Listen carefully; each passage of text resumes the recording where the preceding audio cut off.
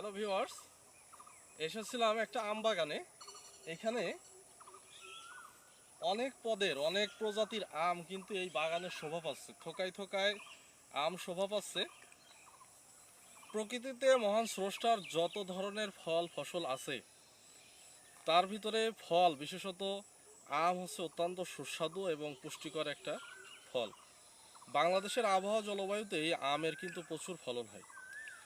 একটা সময় ছিল এই আম আম বাণিজ্যিকভাবে উৎপাদন হতো না, বৃহৎ আকারের বড় বড় গাছ ছিল প্রত্যেকটা বাড়ির আঙিনায়। তখন কিন্তু সেখান থেকে মানুষ এই তাদের ফলের যে চাহিদা, আমের যে চাহিদা, এটা মেটাতো। কিন্তু বর্তমানে এটা কিন্তু বাণিজ্যিকভাবে বাংলাদেশের বিভিন্ন প্রান্তে চাষ হচ্ছে। এবং আপনাকে যদি একটু আহ, ভিডিওর মাধ্যমে আমি দেখাই, এই বাগানে কিন্তু প্রচুর পরিমাণে, মানে এক একটা গাছে দেখা যাচ্ছে যে মিনিমাম 4 থেকে 5 কেজি।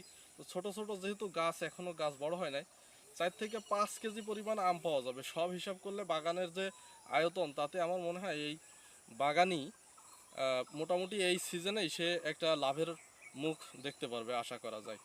তো ধন্যবাদ সবাইকে, আপনাদেরকে আমি ক্ষুদ্র প্রচেষ্টায় এই বাগানটা দেখানোর চেষ্টা করলাম।